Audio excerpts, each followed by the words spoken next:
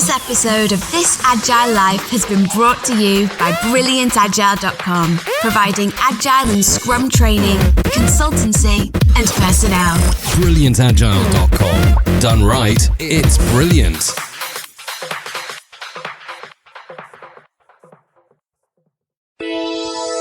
Released on Sunday, March 16th, 2014, in St. Louis, Missouri. This Agile Life, episode 40. Tice is the reason I drink. The software industry transforms more and more every day. Agile methods are quickly replacing traditional ones. The question is, are you agile enough? This podcast is devoted to agile and lean software development. Time to welcome your agile coaches on This Agile Life. Hello, everyone. I'm the host of This Agile Life, John Sextro. Joining me today are my co-hosts on Twitter, Adcron, Amos King. Hey, good evening, John. How's it going, Amos?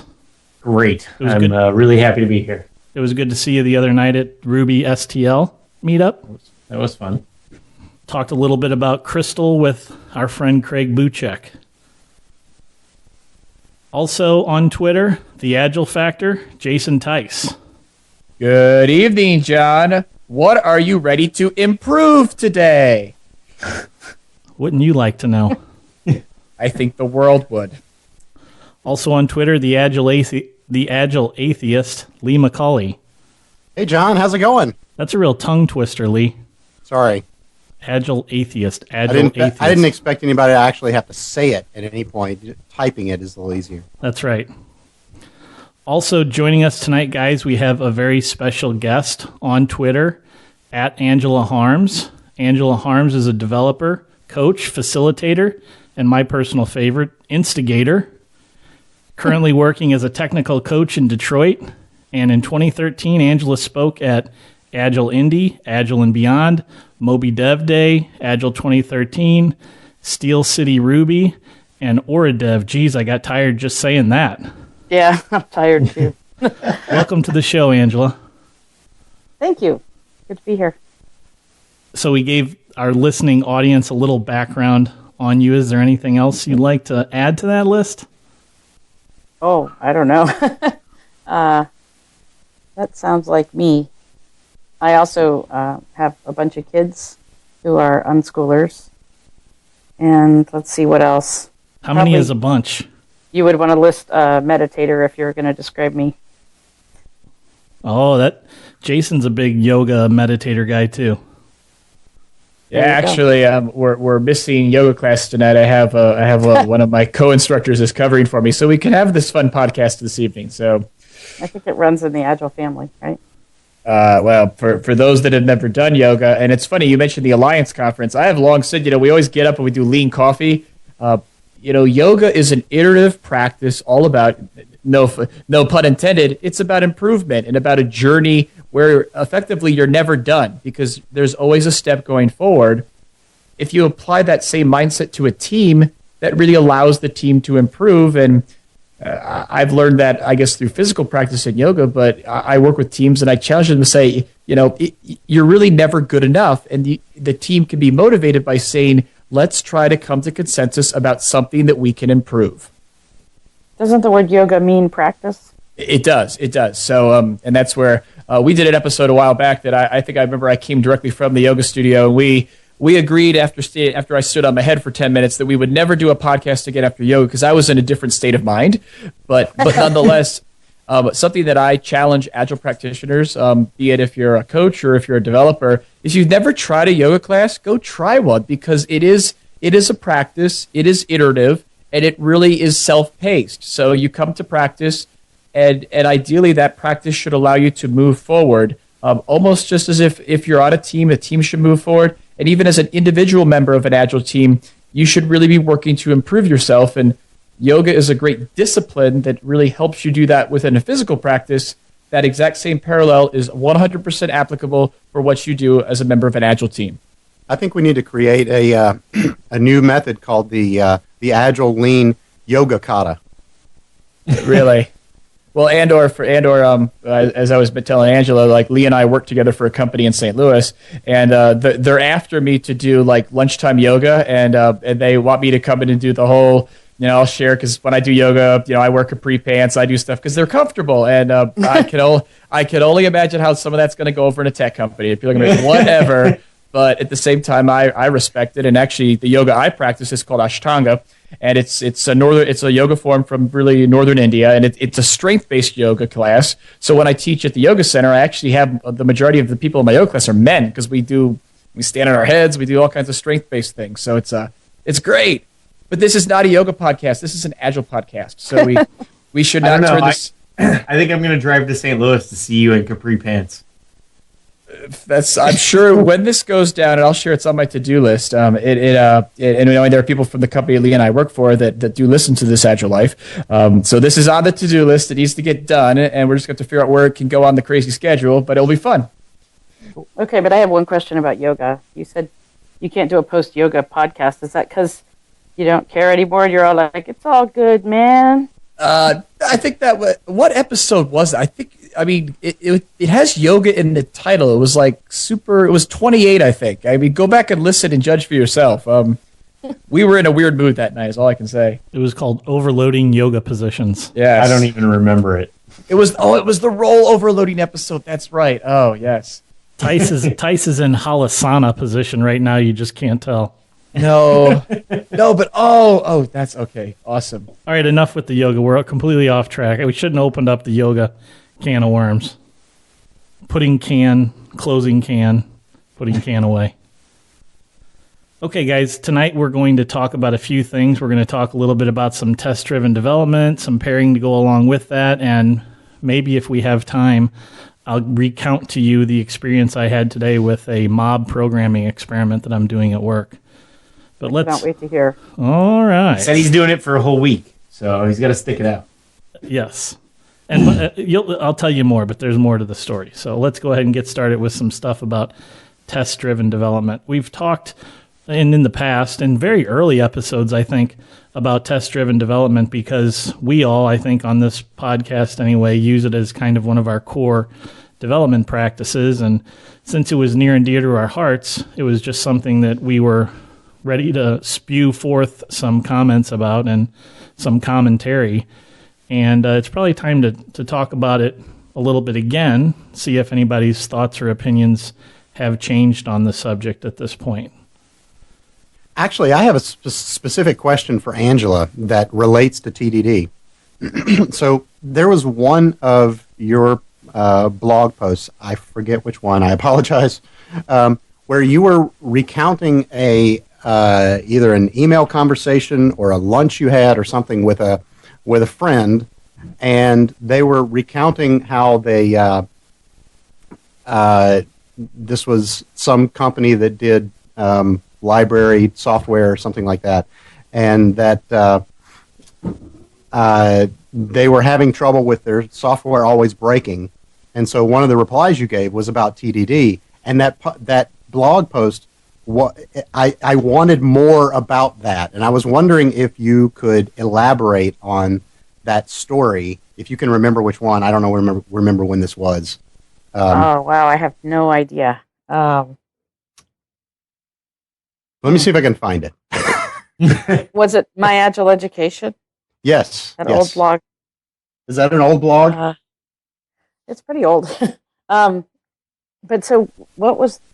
So the story was basically that this was a sales manager, and I've found it now. So there's a sales manager, and he told you that when they were making a change to the software, other things break, and that the programmers always document their changes in the code, but then they can't prevent weird things from happening and breaking each time.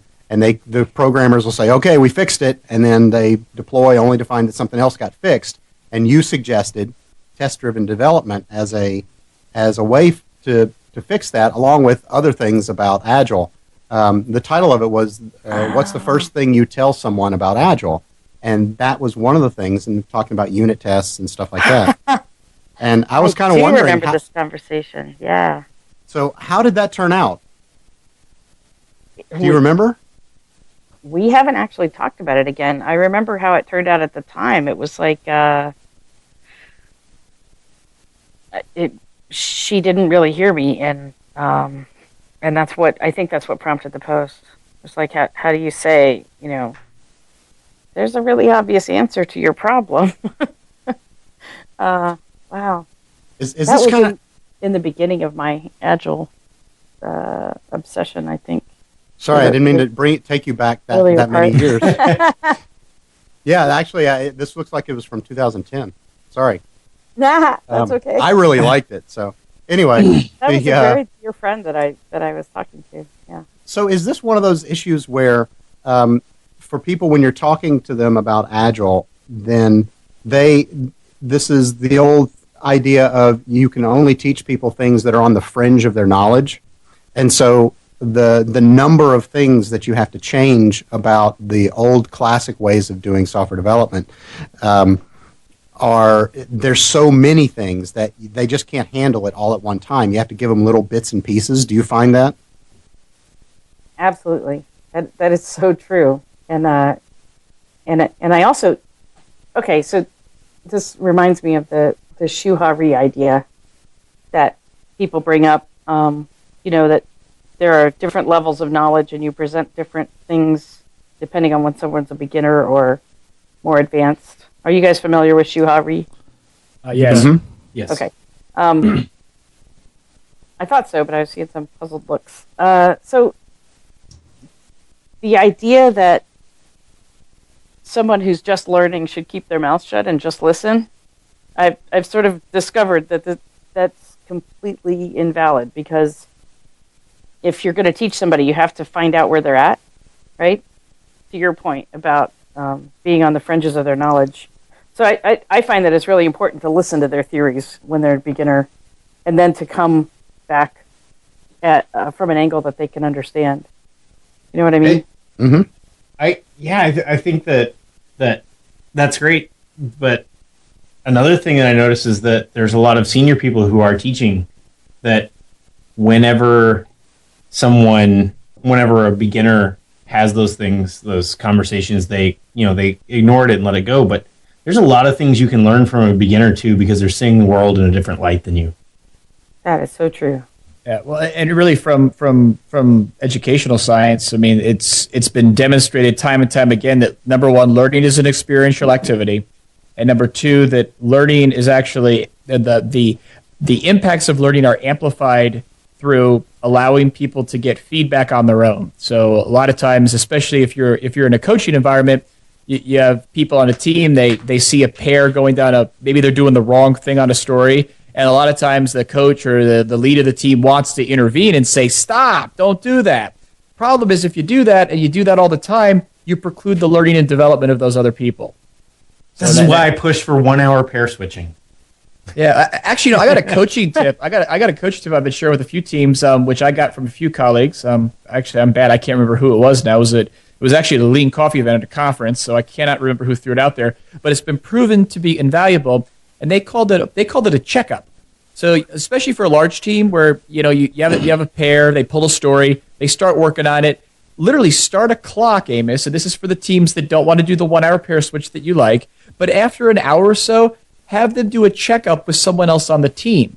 A really cool variation on this is to have a different person on the team. Kind of each week they play the role of the technical consultant, and they're the person that goes around and facilitates these checkups whenever the clock goes off with the new pair. And then at that point, you can actually promote awareness, promote some leadership, and allow different people to experience what it's like to kind of have, provide that guidance, which can help them grow into being coaches or other mentors and coaches and mentors and all kinds of other fun, roles that they might want to consider in their career.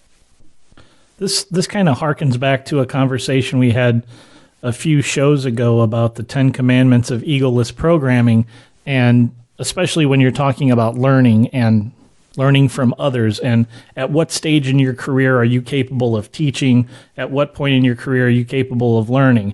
Hopefully, your entire career, you're capable of both things. Yeah, I agree with that, John, because I'm working with mentoring some newer instructors right now, and there's this whole mindset. They're like, what's the secret sauce, Jason? And I'm like, there isn't. Just go do it. And if anything, you learn from experience. And the best instructors out there are the people that allow themselves to emerge and develop their own presentation and instruction style that allows them to be effective.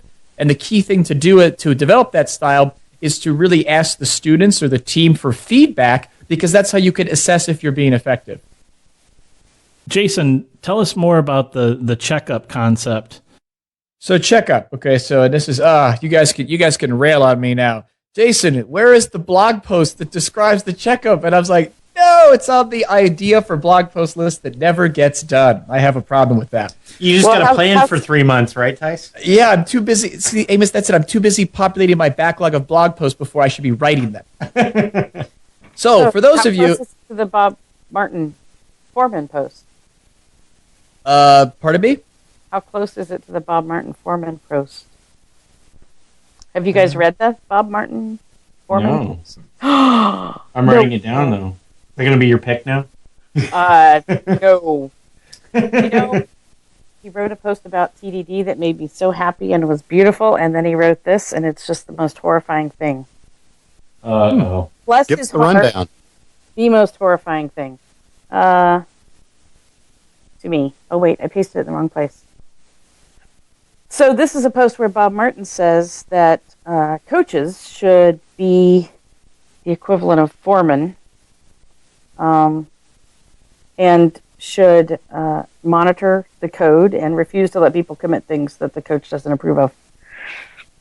Ouch. Horrible. Oh. Horrible. And it caused a huge brouhaha. You guys missed this entire explosion on the internet for this. So how does that encourage teamwork and a team growing together? That's I fight this. This is what I fight all the time. Well, okay, but let's explore this, because technically, what is that going to do? The architect wants to explore. Well, so the architect does want to explore so Amos, what's that going to do? I think you've been on a few teams like that. It's going to create conflict. Conflict is not always bad if it's kept in check. Well, okay, but let's take this back to part of the element, since we're kind of doing a mashup here of the check-in technique with this blog post. This idea of what if that person who has that foreman role, call it that technical mentor, what if that is a role that goes around the team? So one week Angela has that responsibility. The next week John has that responsibility. The next week Lee has that responsibility. And in that way, there's someone kind of looking out for the overall technical direction of the code base, but it doesn't become a single person that becomes a single point of failure, silo of excellence, or whatever you want to call it. I'm kind of okay with it, since you didn't say that the architect Tice got that role for a week. No, I would say that's not the architect. I mean, I'm all, trust me, my architecture background's more big EA, let's talk about systems and portfolio management, and knowing that for reasons that I, to this day, do not understand, the idea of how you manage an IT portfolio of systems on a balance sheet, that's a big problem, and that's a different discipline, and I don't understand why a lot of the architects of the world don't focus on that more and say that really let the software craftsman focus on writing clean code with the technical practices that are current and relevant at this time. And if you're not focusing on development right now, really say, okay, as an architect, I respect that you guys are building a system. This is the environment it needs to deploy. Here's kind of how that environment works, so they get out of the way. So I got to get him to explain what an architect does every episode. Oh. Yeah, and then we should do a montage, because I'm sure it's different every episode. But this idea that there should be a foreman, it is the most sexist post I've read in a very long time, I have to say. It's just I'm not usually very sensitive, but it's just the guy over and over again. But anyway, the idea that there should be a foreman reminds me of what you were saying about learning from beginners. That there's not a linear scale where you have someone who's awesome and other people are like an 8 or a 6 or a 3. Everybody knows different things. And if you put one person as the king who decides about the code quality, you're not only screwing up the team and screwing up collaboration, but you're missing out on a lot of stuff. I go in as a coach, but I certainly wouldn't put myself in that position with any of the teams that I coach. I know that they know a whole lot more about what's going on in that code base than I do. I can help them get better. I can help them become better at TDD. I can help them organize their code better, think through problems better. But I sure would not come in and think about overriding their decisions. That's just horrifying. Yeah, and like being part of that team, we all come with different life experiences, and this is why Yes. I'm probably gonna make some people mad here. I spent 13 years in the National Guard, and the National Guard, when we would go out and deploy to places where there was active duty military, there were a lot of times when we could get the job done faster than they could and better, but that was because of, we had some guys that came from backgrounds where they fabricated tools, and we had guys that were computer programmers and guys that were electricians for their day job. And they come in with all these experiences and learning, and a lot of the active duty military people come with, well, I went to high school and then I've done this one thing. And so you bring all that background and everybody learns from each other and we get things done really well. And that's where that team mentality needs to come in. It's not, I'm in charge of all of you and I'm smarter than you, which is what I feel like this is espousing here. And what would you do if the foreman is gone for the day? No code check-ins, I guess. No committing, yep. Yeah. Ask for forgiveness instead of permission. Mr. Foreman, don't take a vacation. We can't check any code in.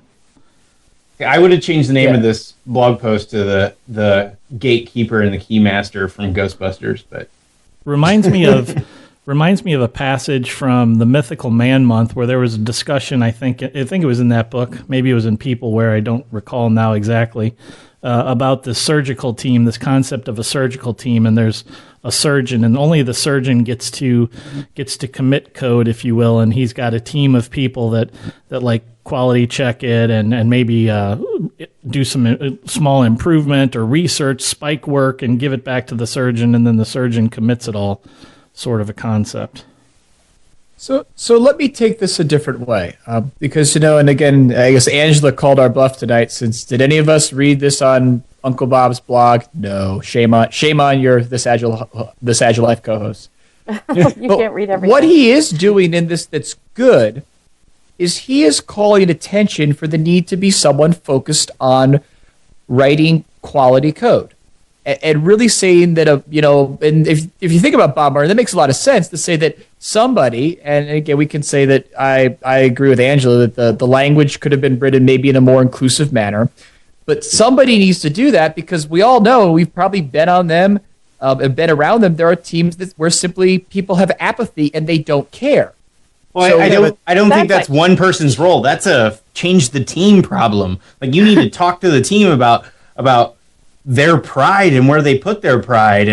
So what he's doing, and again, I'm a lean guy, you guys know, so I like systems. So I would prefer and I would advocate for a team to have a system, to have a step of their workflow, have a queue on their Kanban board that ensures that they do this in a team approach.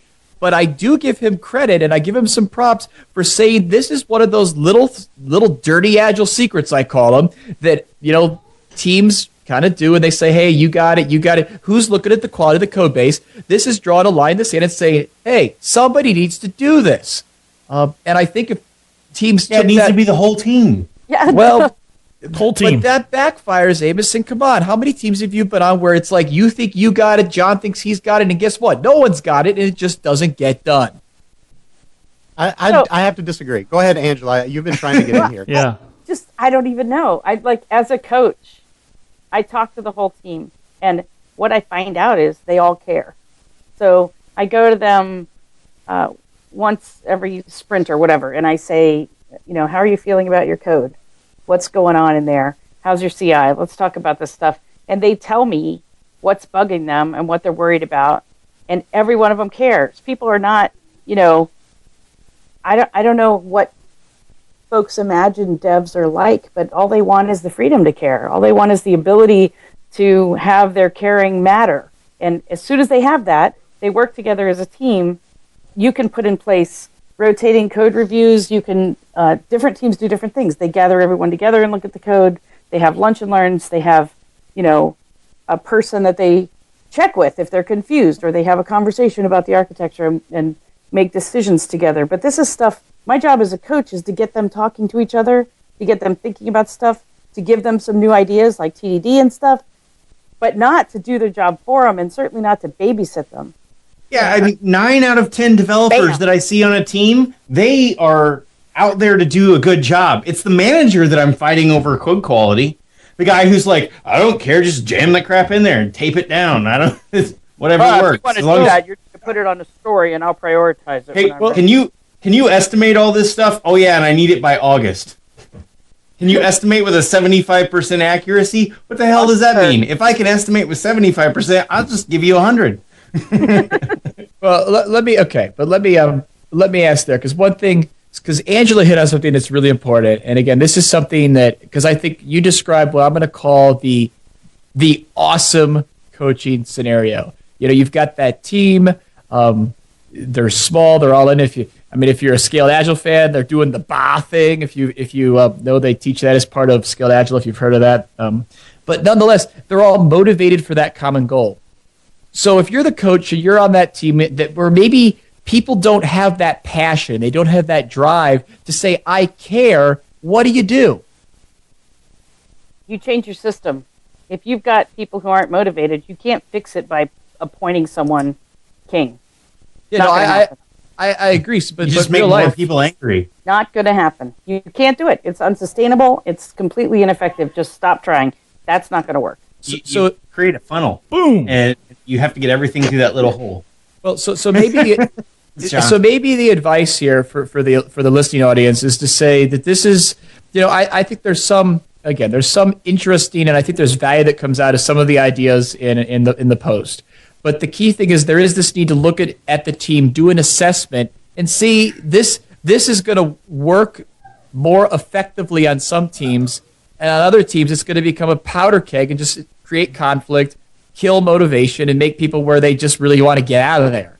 Wait. I'm confused. Because 5 minutes ago you said that you hadn't read the post, and now you're saying that he's saying some good things in the post. No, I've I don't know where... Is that a blue TARDIS in the background that I see? Where are you getting this? No, I've since read the post. I don't know what you're seeing in the background, but Tice reads faster Your than I time do. I machine can't do he's that. referring to. Speed reader.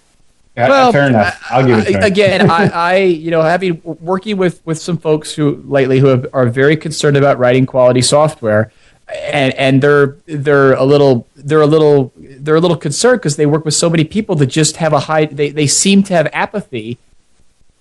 I get that in some environments where people are committed, they should value the feedback that this foreman, call it, would provide. So how do you fix the apathy? Because you don't fix it by putting somebody in charge to tell you that you suck. Well, but again, I think what isn't in the post is at a detail level the exact tactics that foreman would use. If that foreman is collaborative, they're inspirational, and they provide guidance to help the team improve, okay, that works out great. I think the fact that Bob Martin called it a foreman and he made a reference back to the factory days, I think we all know what he was going for, which is that tyrannical, Amos, call it the architect, call it the governance board, whatever, that where people come in who are removed from the context and they say, no, you did it wrong, redo it. And to me, that's just that's waste. Just don't do that. Not to mention that it's demotivating and damaging to the morale of the team. I mean, who is to say that they are the foreman? How do you become the foreman? Who promotes you to supreme being of foreman of? Well, maybe you're the technical lead, so you are the manager's going to go pick the guy who just throws whatever shit in and gets it done really fast because he looks at quality as how fast can you get it out the door, not how good is it and how sustainable is it over time, because all he sees is the short term. And it's not necessarily, I'm not fighting the manager for that. He's got a lot of pressure coming around. But that's the person he's going to pick to be the foreman given the choice. Well, Okay, no leadership comes from someone who's been given a title. It comes from someone who inspires the team and who encourages them. So this whole, we need a foreman to stop people from committing bad code, that's bullshit. Oops. And that's, sorry, guys. And That's okay. Bleep. I mean, bleep. I'm usually the explicit one. So it's all right. That's almost an exact statement from the 10 Commandments of egoless programming that you don't get respect on the team from a title. You get respect on the team from doing a good job and demonstrating to others that you work well and play well with people. Well, and And what helping was that? them do what they want to do, not shoving your own ideas down their throat, right? Exactly. If I want to help a team have fewer bugs, let me help them have fewer bugs. And then they go, oh, that was cool. Can we do that some more? Whereas if I say, you're not committing that code, it's not good enough, that doesn't do anything to help them understand. Even if you write 4 pages of why and how to make it better. Oh, especially if you write 4 pages of why. That's true. Let me ask a question. So actually, I want to ask a question of Lee, so we can put Lee on the spot here, because I think the reason I drink. Well, wonderful. But so Lee, and I think more so compared to Angela and Amos and John, you have a current role on a team, since I work with you, where you're in that tech lead position for the team. Is that correct? Correct. Okay. Now, and since I happen to observe where you work every day, I would propose that you do an excellent job of not allowing yourself to fall victim to the foreman tendency that Bob Martin has described. Thank you. Objection, he's leading the witness. Well, but my question for you, Lee, then is, what is the simple advice that you would provide to other people like you who are, because a lot of companies out there, including the one that Lee and I both work for, have a system in place where they say there's like a technical lead on the team. Lots of companies have that. Lots of organizations have embraced that idea. And I've seen a lot of times where that goes incredibly wrong and the technical lead becomes the foreman. So I Lee, was tech lead at that company. Your job as a tech lead should really be shit umbrella. Protect the rest of the team so that they can get their damn job done, and you fight back. That's your job. But I don't see, okay, Amos, I remember when you worked with Lee and I remember what that looked, and I remember what it sounded like, because the whole office knew what you were doing, okay? They all knew about that. Lee doesn't do that. So I'd like Lee to share a few things that he does, just some advice for the listeners out there to know what he does that allows him to be so successful in that role. Well, I would say that for me at least, every person that's in this position has kind of their own style and that works with their personality. And for me, that personality is play dumb when necessary. So in day-to-day work, you're in the code almost as much as the rest of the devs as a tech lead. And so you have a good handle on technically what's going on. And so the team will respect each other and respect you as having knowledge enough to be able to give information. And for the most part, I just play dumb when I really want the team to interact, and other people will rise to the occasion. But if you essentially provide an answer, whether it's right or wrong, because I honestly do think that, at least 50% of the time, I'm probably wrong. But, everybody's looking at you as the tech lead to give an answer. And sometimes tech leads, I think, have the tendency to just give an answer because everybody expects that of them. And in my case, I just resist that urge and say, why are you looking at me? I don't know. And then somebody will come up and suggest something, and then a discussion will occur, and I can sit back and watch good stuff happen. I think that's a key example of servant leadership, because it's very easy to give an answer. It's hard to be quiet. It's hard to not assert yourself to the group. It's harder not to assert yourself to the group. And that's a very constructive thing to do, because you're teaching the team how to survive without a single driving force in that team. You're enabling the whole team to contribute and to help make decisions and be empowered to make those decisions. I tell my team, if you're coming to ask me a question, I've done something wrong. Because you should be empowered to make the decision, and I should have given you every bit of information that you could possibly need. If you're coming to me to say, how should I do this, or anything else, I have done something wrong in my communication, and I need to fix that. I think that's well spoken. I mean, it's the idea of saying that, I know we're working on our T-shirt campaign still for the People Work Here shirts, and so John. No, it's gone. It's over. Oh my goodness, I'm completely out of the loop. Wow, we should do it again. We met our goal. Wow. Well, so the next T-shirt we could do, although and it's related to this, although we can't do this because we will get sued, is it's from the AMC movie theater, the theater chain where their phrase is "silence is golden." But as in this role, there is, and this even comes. I've been working with some teams or some facilitators on retrospectives lately. In a retrospective, as the facilitator, you do need to do something to simulate the conversation to kind of get rolling. But then you need to be silent and let the team talk and kind of hash it out. The same goes for if you're this leader of the team, that there is a huge value that comes for being silent and allowing people to figure it out and ensuring that you advocate for them and you support them. And if they make a mistake, you embrace that as a learning opportunity and not as a failure. Your personal retrospective on This Agile Life. So, John, I'd love to hear the mob programming story, just since you've led with it so much. All right.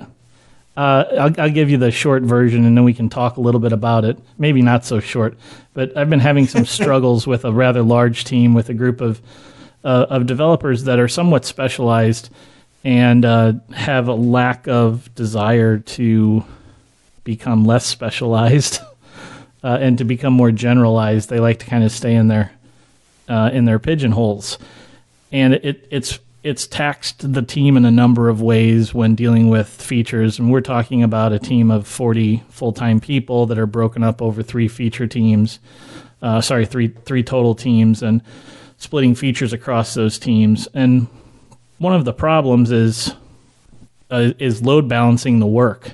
I even hate to say load balancing. It makes me want to vomit in your Gantt chart. But there are teams that have more of this type of work than that type of work that they have to do in their particular features that they've taken on. And one way that as we've talked about mob programming, Jason, saw that as an opportunity for throwing a group of developers into a room and saying, you guys all have these disparate skills, throwing you all together. Here's one computer. Now write the code for the feature and just go at it. And so I spent some time writing up a couple of short little pages worth of bullet points saying this is what I propose we do, this is how I propose we do it, using some information from Woody Zulli as a guide, and presented that the other day to a few key people that I was going to have do this mob programming, and I changed the name of it. I'm sorry to say this, but I don't like mob programming. I think it sounds unruly and reckless. So I called it squad programming. So I kind of bastardized the name. But anyway, today was the first day of the experiment, and we started in the morning, and I told the team, I understand it's going to take you some amount of time, you 4 developers. It was 3 full-time developers and one guy that's more of a quality engineer / developer. I said, I know it's going to take you guys some time to gel, understand what you're working on. And I kind of gave them some free rein, and I said, here are the rules that I want you to abide by, because this is an experiment, so I need you to work within a certain set of boundaries. One of those rules was one computer, leave the rest of your computers at home. Well, they are not at home, but at your desk. They all show up with all their computers. I'm like, guys, Yeah, that happens with retros, and it's going to be a good one. Oh, yeah. Okay, well, but John, you're a 60-minute retro, and you have 47 tweets. How did you participate? But John, you're the facilitator of this. Why did you not call it and say, time out? That's not what we agreed to. Shut it down. We're all going to use the conference computer here with the projector and, do it. I did, but I had clearly said that just the afternoon before. We're only using one computer, and then I get all of this pushback. John, yeah, can I give you some real, serious, legit feedback here? Yes. As I heard you describe it, it sounded very much like it was your idea. Yes. And your plan. Yes. And I almost, I wasn't there. I don't know what the devs were saying, but I didn't have a feel for real buy-in. They have no buy-in. I'm like, John has this agenda, and we're going to show up and whatever, go through the motions. But I really got the feeling that there's something about they're having some pain and you have an idea about how to fix that pain, but if you can get them to see their own pain and what the possibilities are for fixing it, then maybe you get the sort of buy-in you're looking for.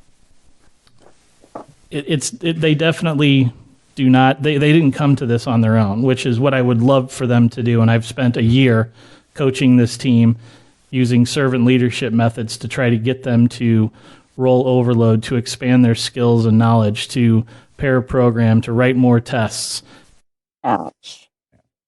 Well, I can empathize with that, John. I had the same experience just last week. We had a few people who were out. It's spring break season. And so I was filling and doing retros for a couple teams. And, as a games facilitator, I always show up with a plan.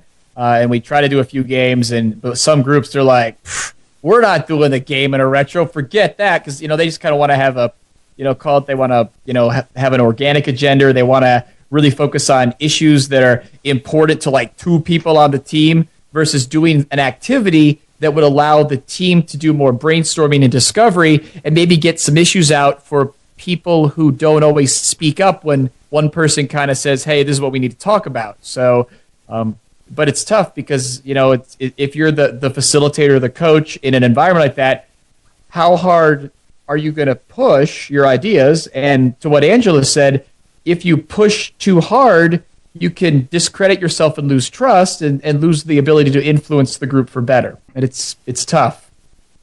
You can't win. Sometimes you win, sometimes you don't, right? Yeah. I mean, and that's it. It gets back to what I kind of brought up before. It's this idea of, leading the horse to water, but you can't make a drink. So if people are so, I'll use the term apathetic, that they don't want to improve, they don't want to try something new.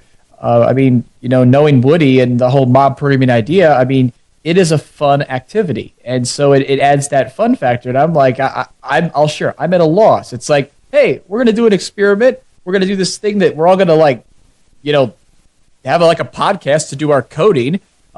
It's fun, assuming you like to talk, because it's very social. And I don't know why anyone out there wouldn't want to just give it a shot. But I think that's because we're 5 people doing a podcast talking about Agile. And there are many more people who are not spending their free time talking about stuff like this, and that, that's the gap. Maybe we need to ask more questions. Hey, what do you guys think you can do to spread knowledge around the team? Yeah, tell me about it.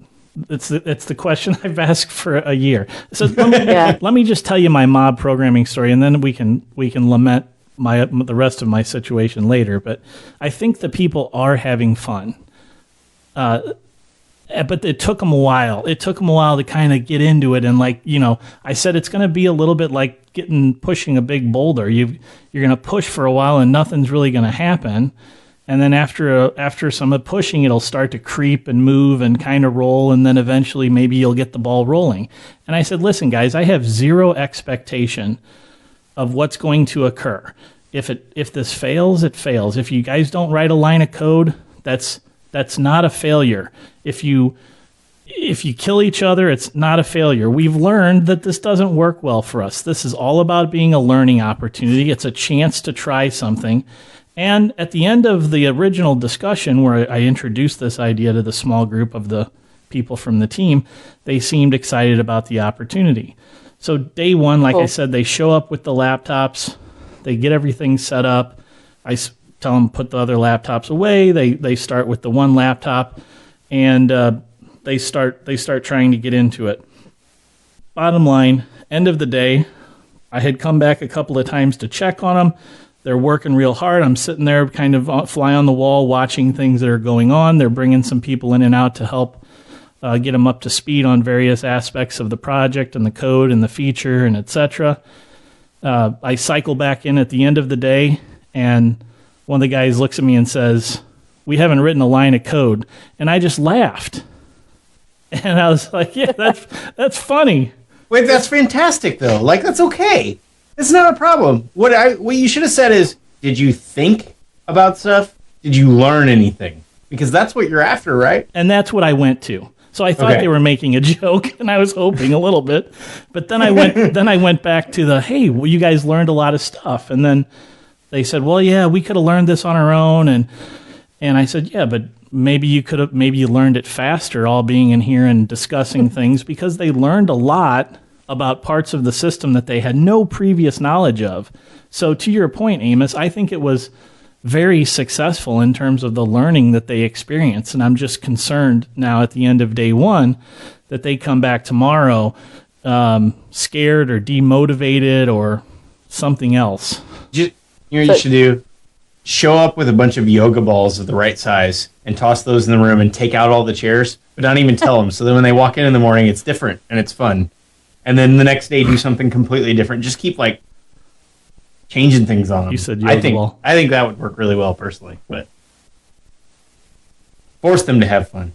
What do you think, Angela? Well, I don't know what your retros are like, but it seems like this is a really juicy opportunity for a kick-ass retro. Absolutely. Our retros, I would not categorize any of the recent retros as juicy. No, so there's this. The official truth is that a retro has to come out with takeaways, and they got to be acted on. I'm actually not convinced that retros are only for some sort of concrete improvement. No. In my experience, retros are a way for a team to learn to communicate with each other, and so sometimes it's just gathering knowledge. I don't think you should come out of a retro until somebody cusses. Well, I always cuss in the first 30 seconds, so we wouldn't. Boom, that's over with. We're done. We've talked a lot on the show before, Angela, about retros and that they don't need to be regularly. It doesn't have to occur as a regularly scheduled thing, right? They can just be, I hate your guts right now, and I need to talk to you about it. You're really aggravating me. If you can get that happening on your team, you have won. That's called a frequently occurring event if you're on a team with Amos. Yes, it is. And a few other key people. After a short period of time of working with the same people, I'm so loud and obnoxious that everybody else starts to be that way too. And they stop caring about, they start caring more about the team than they do about each individual's feelings. And they're like, look, they're feelings and we got to get them out and it's going to piss some people off, but tomorrow we're going to come back and we're all going to be cool about it. I think that's because they have a common enemy, Amos. Possibly. Well, in all seriousness, don't you think that learning that feelings are just things that happen and they go away is a pretty useful interpersonal skill for a team member to have? I get a quote a lot from an old coworker who always says, for some of these guys know him, his name's Nick Benpassis, and he always, I quoted him one time, I said, they're just feelings, they go away. You'll get over it. But I also have this thing about feelings being really important, but I think they're really important in the moment. And you need to realize that it's just a moment and we've got to get over it and move on. But there's saying that, and there's hearing that, and then there's internalizing that.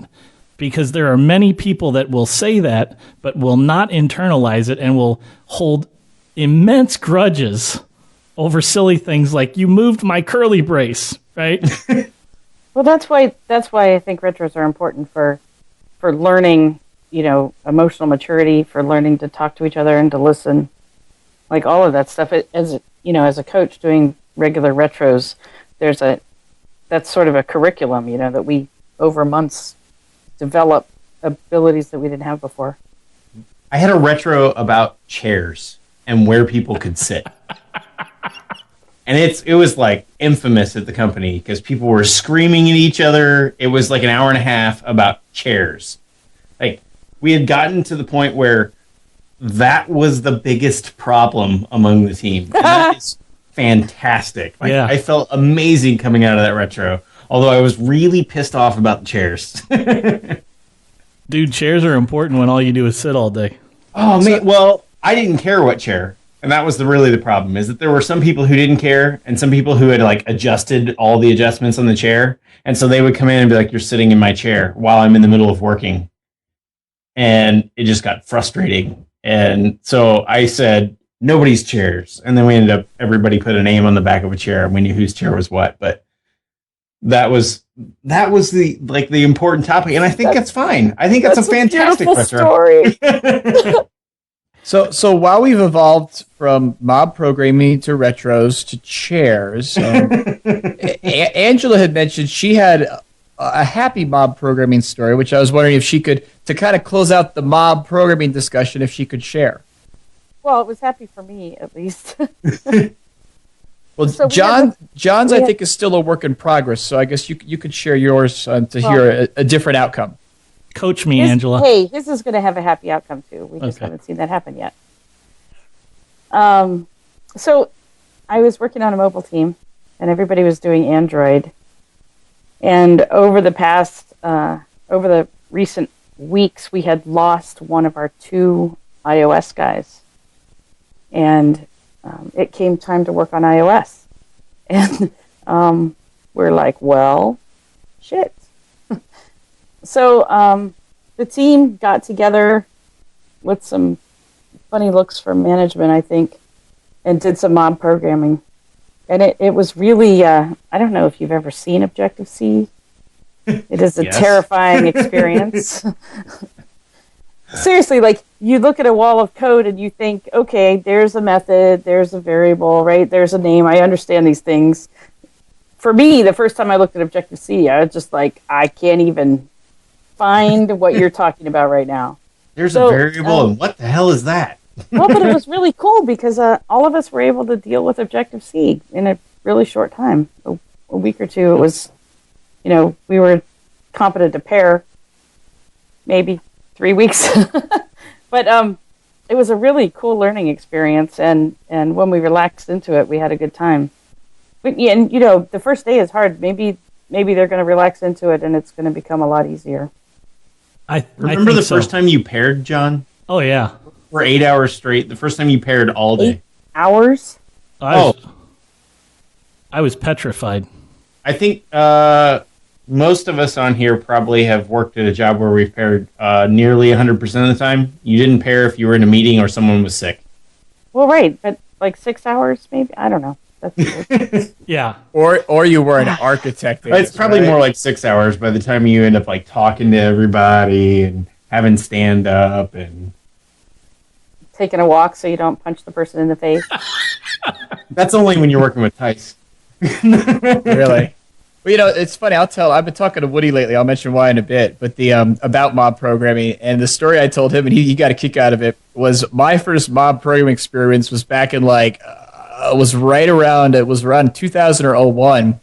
I worked for a financial services company, and we had a Cat 1 bug, and leadership's response was to lock the dev team in a conference room and make us code on the big screen until the bug was fixed, because we were losing several $100,000 every minute that the bug was not fixed in production. And the executives chose to sit in the back of the room and watch us attempt to figure out the problem, and asked us every minute if we had fixed it yet. So that was mob programming, because it was all hands on deck, and it was attempting to use the crappy conference room computer, which we had to open up a remote desktop session back to a dev workstation. But no! Oh yeah, it was horrible. That really sped up the fixing of the bug. It was the ultimate, carrot and stick, executive back there cracking the whip saying, "Get it done." And that's not what mob programming is. So we had the mob part going on. We had all of the wrong motivating factors. Did they take you by the ear and march you into the room and sit you down? Yeah, and it was told that it was like, no one can leave the room or go home or do anything regardless of what you have going on until the problem is fixed. It was that is so horrifying. I know. It was like, if you leave, you're fired. I mean, it was literally that, and it's an interesting thing to reflect upon, especially if you're in elites, if you do ops or you're in a leadership position, because that, number one, that is completely preventable by other technical practices that I think, this was back in 2001, have matured since then. So number one, you should never have to do that again. But number two, if you do find yourself in that position, realize that as a leader, if you think that corralling the developers into the conference room and sitting in the back of the room, cracking the whip, I mean, if anything, you should go buy pizza and beer, and they'll probably actually solve the problem faster than if you sit there and create this high-pressure environment. You need to come in with the attitude of niceness. And totally. And you get a lot more. What do they think makes creativity work? I don't know. And at the time, that was when I was kind of just getting started as a developer. We weren't in an Agile shop. This was actually a Fortune 500 company, and I I don't get what happened. I mean, it's one of those things that it was neat to experience it early on, and it impacted me. And as I've learned and coached and actually led groups going forward, I've said that is something that is a great thing to reflect upon because, through pair programming, test-driven development, having clean code, doing continuous integration, having a test pyramid where you test at the unit integration and really at the functional level, you will hopefully never find yourself in that Cat 1 scenario again. I am so glad that you said early on in your career, because all I could think is like maybe the first year of my career, I would have dealt with somebody telling me, you're going to go in this room and not leave or you're fired. And after my first year, it would have probably been like, well, then I'm fired. I'll see you. I just walked out. Well, and I cared. I mean, but the funniest thing is, so again, the funniest thing that actually I did talk. I have recently talked to the guys who I worked with. The guy who's our divisional. He was the divisional vice president. He's still around the St. Louis area, and the story is because we tried to figure out how long we had the problem and how much money we lost. Because it was about $100,000 a minute because it was a rounding error in how we did transactions. And if you think about, a lot of times you say you want to do test-driven development, you want some time to pay down your technical debt, you want to set up a continuation agreement. I mean, that one bug. I mean, we probably had a couple $100,000 of investment that we could have invested right there. And if we had invested that up front, we would have never had that loss in the first place. So hindsight, and that investment would have been much less than what that bug cost us when it made it out to production. So that's a story everyone can relate to, because if you're a developer, it demonstrates why you should be writing tests, why you should have continuous integration. And really, if you're at the executive level and you get these requests from your IT managers and development teams that, hey, we need to do some investment, this is the story as to why you need to do that, because it will come back to bite you. And when it comes back to bite you, it will cost significantly more to recover than if you invested proactively in the first place. And if you're a dev, you need to do TDD so management won't march you into a room and make you work on a horrible VPN. Yes. Until you can't. Oh God, I think our resolution was like 640 by 480 on this archaic presentation system. And they have no idea what that cost them. Yeah. No idea how much faster it would have been if you'd had pizza and beer and been left alone. Yeah, pretty much. Well, guys, we're just about out of time. Thank you for the coaching on mob programming. I certainly appreciate it. Before we do our picks, does anybody have any last words on any of that? I just want Angela to come back. This has been great, and I would love to hear about unschooling sometime and your children and how they learn, because I think that is also applicable to developers and adults growing and learning. This week's hottest picks. All right, let's do our picks, and Angela will give you the honors tonight. Okay, my first pick is a post by, I'm going to get it wrong, Dave Thomas? Yes. I think? Okay, good. Time to Kill Agile. He proposes that we get rid of the word agile and just stick with agility, and gives lots of reasons for that. I like even better Joe Rainsberger's response to that. At least I'm assuming it's a response. He doesn't quote it. Reports of Agile's death, yada yada. I imagine he's responding to that and a bunch of other stuff. There's been lots of conversations about whether we should or shouldn't use the word, and about tools that are taking over what should be about people and all that stuff. So his post I really enjoyed a lot, and it came out this week, so I thought I would share it.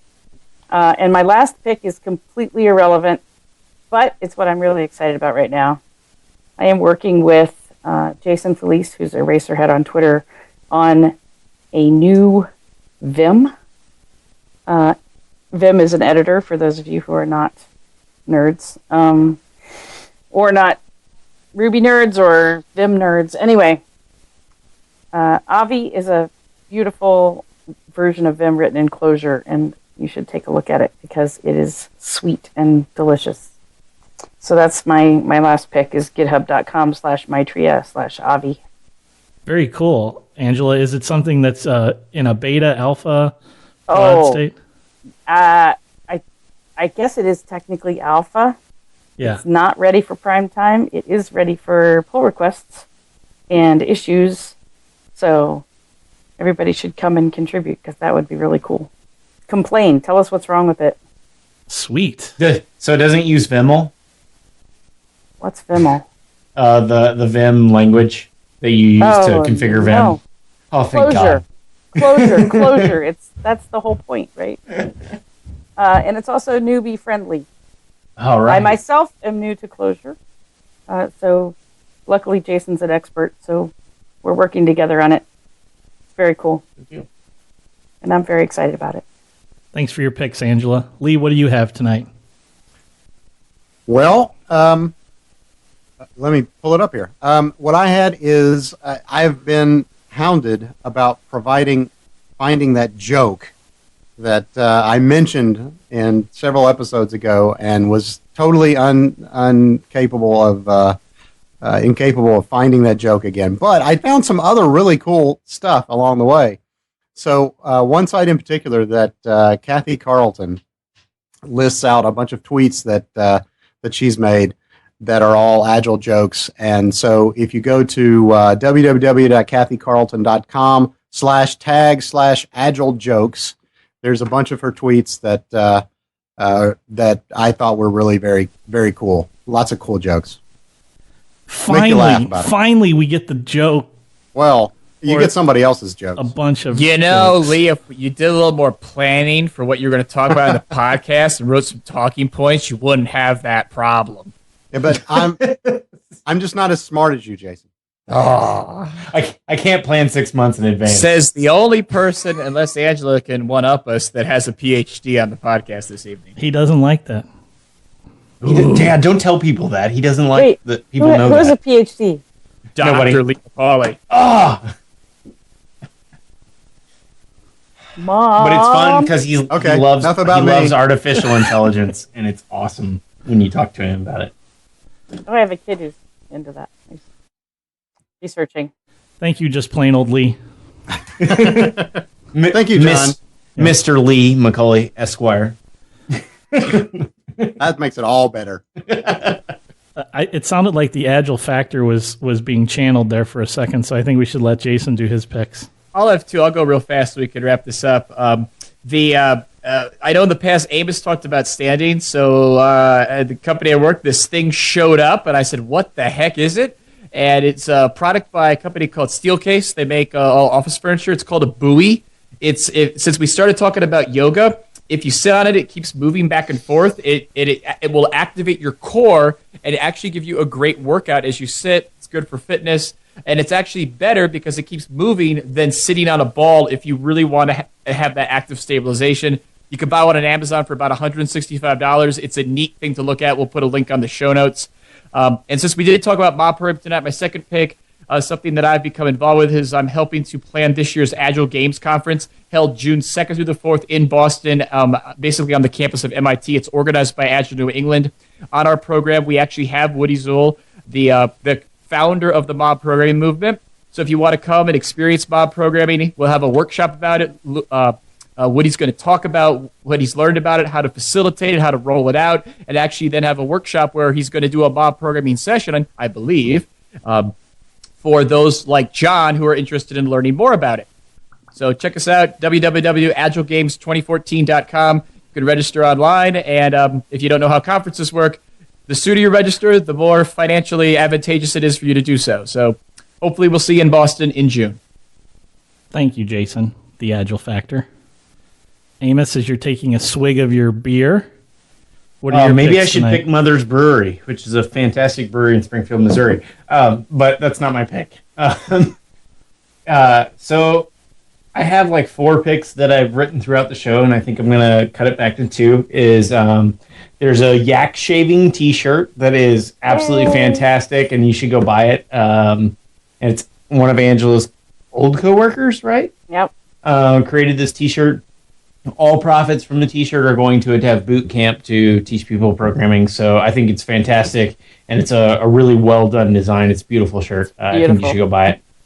And then maybe a little shameless self-promotion, but once you read my English in it, it won't be shameless self-promotion. There's a gist that I wrote about 1 hour pair switching and kind of why I go about it. It's just rambling. Maybe one day I'll actually turn it into a blog post, but right now it's just a bunch of run-on sentences. Awesome. Cool, Amos. All right, and I get the final word on the picks. This is I'm kind of laming out. I don't have anything really agile to pick, but been thinking about recording or offering some screencasts. On the last episode of This Agile Life, when I was all by myself, I pimped out my personal Agile consulting service. And this time I'm looking into doing some sort of online training. And so I've been looking around for some different alternatives for doing online meetings and online meeting services. And I came up with a really pretty cool one. It's called Fusebox, fusebox.com. So check that out. That's my pick tonight. Okay, that's all the picks. Special thanks to Angela Harms for joining us tonight. Thanks, guys. Tice, clap. I know you're an evil architect, but you can still clap. There you go. Clapping doesn't work on Skype if you test it because it does all the cancellation. So the way it works is only the person who claps the loudest works. Well, Angela, it has been a real pleasure having you on the show with us and putting up with all our silly tomfoolery and participating in our silly tomfoolery. We certainly appreciate having you on. Thanks a lot. It was fun. Okay, that's all we have time for.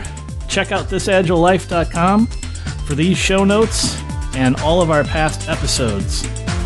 Thanks for listening and keep living this Agile life. This Agile Life is brought to you by a community of Agile developers and coaches aspiring to spread the word about this groundbreaking approach to software development. Join us at thisagilelife.com/community.